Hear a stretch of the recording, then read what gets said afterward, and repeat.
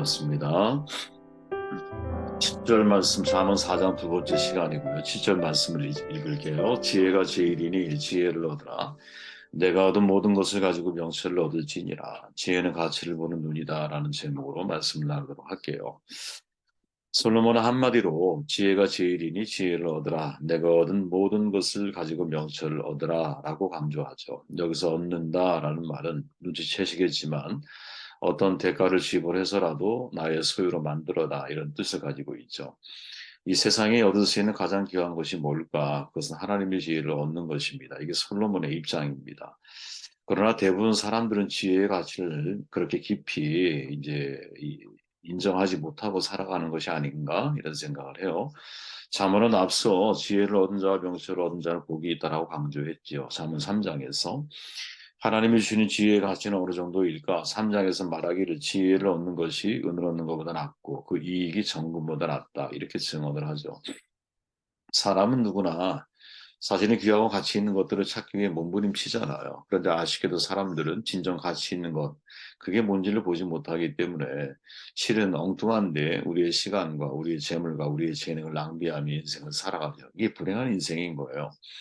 만약 하나님의 지혜를 얻게 된다면 세상에서 가장 가치 있는 것을 얻게 될 것이다. 저는 이런 확신이 개인적으로 있습니다. 여러분들에게도 이런 확신이 있기를 바라고 지혜 그 자체를 많이 하는 게 뭐 중요하겠습니까? 중요한 것은 그 지혜를 가지고 우리가 어떻게 가치 있는 것을 볼 수 있는 눈이 열려가느냐. 이거 참 중요한 문제거든요. 예수님의 비유 가운데 천국 비유가 있죠. 이렇게 말씀하잖아요. 천국은 마치 밭에 감추인 보화와 같으니 사람이 이를 발견하고 숨겨두고 기뻐하며 돌아가서 자기의 소유를 다 팔아 그 밭을 산다. 자기의 모든 소유를 팔 수 있으려면 여러분 그런 생각 해보신 적 있습니까? 여기엔 반드시 전제가 필요하죠. 이게 뭘까요? 보화를 보는 눈이 있어야 되는 거죠. 내가 금은보화를 봤어. 근데 그 가치를 모른다면 어떻게 자기 소유를 팔고 밭을 사겠습니까? 가치 있는 것을 볼 수 있는 눈이 있어야 그래야 나의 모든 소유를 다 팔아 그걸 살 거 아니에요. 그죠? 빌립보서 3장에 보면 내가 모든 것을 해로 여기면 내 주 그리스도 예수를 아는 지식이 가장 고상함을 인합니다. 내가 그를 위하여 모든 것을 잃어버리고 배설물로 여기면 그리스도를 얻고 알려진 대로 바울은 가말리알 학파의 최고의 석학이었고 바리새인 중에 바리새인, 히브리인 중에 히브리인, 나면서부터 로마 시민, 더더군다나 베냐민 왕과 왕족, 왕족의 가문 출신이죠. 자랑할 것이 어디 한두 가지겠습니까? 그러나 그것보다 그리스도 예수를 아는 지식이 가장 고상하다 이렇게 고백을 하죠. 예전에 바울은 결코 이런 사람이 아니었거든요. 그가 예전에 알고 있는 그리스도 예수를 아는 지식은 나사렛 예수에 관한 지식이고 바로 그 나사렛 예수는 바울의 입장에서 매우 불편한 존재였어요. 언제부터 이런 변화가 시작되었을까? 사도행전 9장에 보면 다메섹 사건에 주목할 내용이 있죠. 눈에서 비늘 같은 것이 벗어져 다시 보게 된지라 이렇게 말하죠. 아나니의 안수를 통해서 바울은 사흘 동안 레피데스라 그러죠. 비늘이라는 말을. 근데 비늘 같은 것이 벗겨진 거야. 우리 이게 딱지 지듯이 우리의 눈에 이런 비늘 같은 것들이죠. 이제 복수로 되어 있으니까 원래는 이 막이 이렇게 가려져 있는 거야. 그게 실제로 기도 이후에 벗겨진 거죠. 그리고는 완전히 다른 인생을 살아가기 시작을 합니다. 비늘이 벗겨진 이후에 가치를 보는 눈, 세상을 보는 눈, 인생을 보는 눈이 달라졌기 때문이죠. 이게 중요한 거예요, 여러분. 그 구체적인 변화가 어떤 변화일까? 사실 그게 더 중요하잖아요. 그죠? 비늘이 벗겨졌어. 그럼 바울이 그때부터 보게 된 진짜 가치가 뭐냐? 이 질문을 던져야 되겠죠. 그때 우리는 사실은 성경에 이제 명확하게 그 내용이 기록되어 있지는 않아. 하지만 스데반의 죽음의 상황을 놓고 한번 생각을 해보면 추측할 수 있는 몇 가지 가치의 변화가 있다라는 거예요. 사도행전 6장에 가보면 스데반을 고소하는 거짓 증인들이 이제 스데반을 고소할 때 이렇게 말하거든요. 6장 13절 이 사람이 이 거룩한 곳과 율법을 거슬러 말하기를 맞이 아니하는도다. 그의 말에 이 나사렛 예수가 이것을 헐고 또 모세가 우리에게 전하여준 규례를 고치겠다 함을 우리가 들었노라. 세 가지가 나오죠. 이 거룩한 곳, 성전을 말해요. 모세가 전하해준 규례, 율법을 말하죠. 그리고 나사렛 예수, 이 세 단어가 사실은 여러분 유대인의 입장, 바울의 입장을 사실은 명확하게 우리에게 알려주고 있는 것이죠. 그러니까 바울이 비늘이 벗겨진 것, 비늘 같은 것이 벗겨져서 다시 보게 되었을 때 뭐를 다시 보게 되었을까? 성전과 율법과 나사렛 예수 그리스도이죠. 예수죠. 이때는 그리스도가 아니지. 유대인 중에 유대인, 바리새인 중에 바리새인으로 살아온 바울에게 있어서 성경과 율법은 여러분 그의 종교적 신념의 뿌리, 근간을 이루는 것이거든요. 그리고 나사렛 예수는 정반대로 성경과 율법을 파괴하는 존재였죠. 하지만 비늘이 벗겨진 이후에 그 모든 것이 새롭게 보이기 시작을 하는 거야. 이 세 가지가. 성전을 보는 눈이 달라진 거죠. 비늘이 벗겨지면서 예루살렘 성전을 다시 보게 된 거예요. 유대교의 성전 중심의 열심인 바울에게 건물로서의 성전은 최고의 가치를 가진 거거든요. 그죠? 그리고 이사야서나 이제 이런 구약에 있는 서신들을 보면 사실 솔로몬 성전 이후에 하나님의 임재에 대한 다양한 소개들이 나오잖아요. 구름이 갑자기 임재하는 역사를 이제 그런 경험들을 가지고 있는 사람들이기 때문에 실은 건물로서의 성전의 가치는 최고예요, 최고. 이 사람들의 입장에서. 근데 눈에서 비늘이 벗겨진 이후에 바울이 말하죠. 너희는 너희가 하나님의 성전인 것과 하나님의 성령이 너희 안에 계시는 것을 알지 못하나 이 엄청난 획기적인 변화이죠. 장수의 종교, 고세 종교로 살아왔던 유대인 바울이 이제는 어떻게 바뀌어요? 때의 종교, 시간의 종교로 바뀌는 것이죠. 그죠? 하나님 바로 거기에 계신 분이야 라고 생각했던 성전의 중요성이 아니야. 하나님은 지금 내가 서 있는 곳곳마다 지금 하나님의 이름을 부르는 사람들마다 함께 하시는 분이셔. 이렇게 바뀐 거죠. 더 이상 물리적인 성전 안에 제한되지 않고 성령으로 모든 믿는 사람들과 함께 하시는 하나님. 이 새로운 성전. 그렇게 우리가 하나님이 거하실 처소가 되기 위해서 매일매일 그리스도 예수 안에서 함께 지어져 가는 존재라고 하는 엄청난 신앙적인 이거는 여러분 이제 천동설이 바뀌어서 지동설로 바뀐 것, 코페르니쿠스적인 대전환이 사실은 바울에게 이루어지고 있는 거죠. 그러니 바울을 주변했던 전에 가까웠던 사람들이 바울을 죽이려고 하지 않을 수가 없는 거죠. 왜? 자신들의 종교적인 근간을 뿌리채 그것도 가장 그 핵심 멤버였던 사람이 배신한 거니까. 사실 생각해 보십시오. 구약의 선지자 이미 예레미야가 외쳤던 복음 가운데 이런 내용이 있거든요. 예레미야 7장 4절. 너희는 이것이 여호와의 성전이라 여호와의 성전이라 여호와의 성전이라 하는 거짓말을 믿지 말라. 이 말씀을 바울이 몰랐을까요? 그런데 왜 이제 와서 새로운 것처럼 이해하고 있을까요? 자신이 유대인 중에 유대인, 바리새인 중에 바리새인으로 살 때는 여러분 보아도 보이지 않는 것들이 있어요. 내가 그 조직 속에 들어가 살다 보면 여러분 보아도 보이지 않는 게 있다니까. 보고 싶은 것만 보기 때문에. 확증 편향의 문제가 뭐냐면 믿는 대로 보인다라는 거거든요. 그러나 눈에 비늘이 벗겨진 순간 모든 것이 새롭게 보이는 것이죠. 그중에서도 진정한 성전은 건물이 아니구나.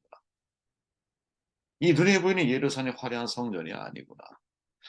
하나님은 영이신데 영이신 하나님이 거하시는 게 어떻게 물리적인 성전일 수 있겠느냐. 그죠? 모세 출애굽 이후에 성막을 통해서 함께 하셨던 하나님, 이동하시는 하나님, 언제나 이스라엘 백성 한가운데 계시는 하나님. 그 하나님이 지금은 누구? 교회 한가운데. 가장 작은 교회 나라고 하는 교회 한 중심에 하나님께서 함께하고 계시는 것이죠. 그렇기에 사람이 왜 가치 있는 존재예요? 사람이 가치, 하나님의 성전된 존재이기 때문에. 그죠? 사람에 대한 가치가 또 바뀌는 거죠. 사람에 대한 가치. 금과 은이 어떻게 사람을 대체할 수 있습니까? 그죠? 이런 가치의 변화가 시작된다면 금과 은이 어떻게 사람을 대체하는 것이 될 수가 있겠어요. 자, 두 번째 말씀을 보는 눈이 달라진 거죠. 그죠? 눈에 비늘 같은 것이 벗겨지면서 그의 눈에 모세의 율법이 다시 보이는 거야. 바리새인 중에 바리새인이기 때문에 여러분 율법에 의한 구원을 확신했다니까요. 흠이 없는 율법 지키기 위해서 바울이 자기도 고백하잖아요. 내가 율법적으로 흠이 없었던 사람이다. 도대체 어떻게 살아야 이게 가능할까요? 그러니까 그의 눈에 나사렛 예수는 유대계 반기를 들고 율법을 파괴하는 것이에요. 사실은 율법을 완성하기 위해 오신 건데 율법을 파괴하는 것으로 접근하는 것이죠. 성전 무효화를 선언하시죠. 율법에 대해서 막 도전하시죠. 야, 니네 율법을 네가 율법으로 위로할 수 있는 사람이 있니? 막 도전하시죠. 그런데 바리새인 중에 바리새인이었던 바울의 입장에서는 율법을 통한 구원에 대한 확신을 가지고 있었잖아요. 그죠? 당시 바울과 같은 생각을 가지고 있었던 유대인들이 내세웠던 주장을 들어보면 바울의 생각을 짐작할 수 있어요. 6장 14절, 그의 말에 이 나사렛 예수가 이것을 헐고 또 모세가 우리에게 전하여준 규례를 고치겠다 함을 우리가 들었노라. 도대체 뭘 붙여요? 모세가 전하여준 규례. 이것은 바울에게 있어서는 진짜 뿌리와 같은 거고, 신학의 뿌리. 그런데 눈에 비늘이 벗겨지고 나서 모세의 그 율법과 규례를 다시 보기 시작하니, 아, 정말 모세가 우리에게 전하려고 했다. 그죠? 성경이 하나님이 우리에게 전하려고 했던 메시지는 너희들이 율법으로 구원을 받는 게 아니라는 거죠. 이스라엘 역사 전체가 끊임없이 말씀에 대한 외면, 타락과 하나님의 심판, 하나님의 구원, 아니 회개와 하나님의 구원, 이게 계속 반복되는 역사잖아. 신명기적 역사는 아니죠. 그죠? 그래서 바울이 쓴 로마서의 핵심이 뭐냐? 로마서 10장 4절. 그리스도는 모든 믿는 자에게 의를 이루기 위하여 율법의 마침이 되시니라. 예수님이 율법의 마침이야. 이 핵심이죠, 핵심. 바울이 깨달은 너무나 놀라운 진리인 거죠. 예? 율법의 마침이야, 예수님께서. 그래서 오직 의인은 믿음으로 말미암아 살아. 이신득이는 여러분, 비늘이 벗겨진 바울에게 있어서는 목숨보다 더 중요한 진리로 부각되게 되어 거죠. 다시 말해, 율법 속에서 복음을 보는 눈, 말씀 속에서 하나님의 마음을 읽어내는 눈, 진짜 가치를 보는 눈이 바울에게 생겨난 거죠. 여러분, 저나 여러분이 이 은혜가 있으면 좋겠어요. 네, 율법 속에서 복음을 읽어내는 능력, 말씀 속에서 하나님의 마음을 우리가 감지해가는 능력, 이게 얼마나 인생을 살아가는 데 중요한 지혜이겠습니까? 자, 마지막 바울의 눈에서 비늘이 벗겨지면서 나사렛 예수라고 하는 인물이 달라져 보이는 거죠. 그죠? 그는 과거 스데반을 돌로 터 죽일 때 증인으로 그의 옷을 맡았던 사람이잖아. 바울이 본 예수는 여러분 유대교의 배신자야. 성전의 파괴자야. 나사렛 이단의 괴수야. 자기 민족을 망하게 하는 거짓 지도자야. 사도행전 26장에서 아그리빠 왕 앞에서 바울이 간증을 하잖아요. 그때 이렇게 말해요.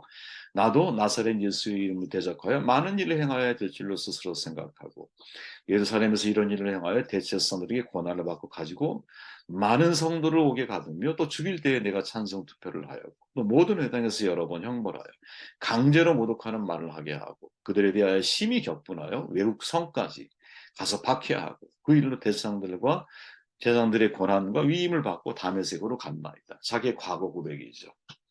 이렇게 잔혹하리 많지 나사렛 예수와 그를 따르는 사람들을 아주 강력하게 핍박했던 바울이 180도 바뀌죠. 부활하신 주님을 만난 이후에 세례를 받고 이 세례라고 하는 의미 굉장히 중요한 거예요. 옛사람이 죽고 내가 그리스도의 죽으심과 부활에 연합되어졌다라는 거잖아 이제. 그죠? 완전히 예수를 바라보는 눈이 달라진 거죠. 완전히 예수를 바라보는. 자, 정론해 볼게요, 여러분. 과연 지혜가 금과 은보다 값진 것이냐? 그렇죠. 왜일까요? 네가 아무리 많은 돈을 가지고 지혜를 가지고 세상의 지식을 가지고 네가 아무리 많은 돈을 받았어. 예수님이 하신 말씀이 있잖아요. 네가 천하를 얻었다 할지라도 오늘 네 목숨을 내가 데려가면 너 어떡할 거야? 아주 간단한 거예요, 여러분. 인생이라고 하는 거 복잡한 거 아니에요. 내가 천하를 얻었어. 근데 하나님이 오늘 내 목숨을 데려가. 아무 의미 없는. 그걸 깨달아야 돼요. 제가 사별을 통해 깨달은 진리는 바로 그거예요. 아무 의미가 없어요. 네. 하나님의 지혜 속에 여러분 인간의 구원이 있기 때문이죠. 많은 사람은 여러분 제가 말하잖아요. 자기 능력의 한계 인정해요. 네? 1등, 2등 다 그 사람들도 인정을 해. 나보다 더 위에 사람이 있다. 더 위에 사람이 있는 거예요. 나보다 더 부자가 있는 거예요. 만수르보다 더 부자가 있는 거예요, 여러분. 이 세상에서는. 한계가 있어, 누구나. 생명의 한계 다 인정을 해. 다 죽어. 발버둥을 치지만 결국 죽어. 그럼에도 불구하고 여러분, 구원주 예수 그리스도를 받아들이지 않아. 이유가 뭐예요? 인간의 죄인데. 즉, 자기 의의 한계를 인정하지 못하는 거예요. 외면하는 거죠, 외면하는. 그러나 자신이 본질적으로 죄인이라는 사실을 깊이 자각하는 사람만이 나사렛 예수가 필요해요. 나사렛 예수의 모습 속에서 그리스도의 모습을 발견하다. 자신의 죄인됨을 발견하지 못하는 사람은 대속적 대신, 나를 대신해서 대속해 주실 예수 그리스도가 아무런 의미가 없는 거야. 그렇게 구원자이신 예수를 그리스도로 보는 눈이 얼마나 중요한 가치를 가진 거예요, 여러분. 천하를 얻고도 내 목숨을 잃으면 그 이유는 어떻게 할 거예요? 말씀 속에 담긴 복음의 가치를 보는 눈. 내가 스스로 구원받을 수 없는 존재이기 때문에 구원자이신 예수 그리스도를 바라보는 눈. 인간 자체가 하나님이 거하시는 성전이기 때문에 그 어떠한 물질도 대체할 수 없다. 라고 하는 인간의 그 고귀한 가치를 볼 수 있는 눈.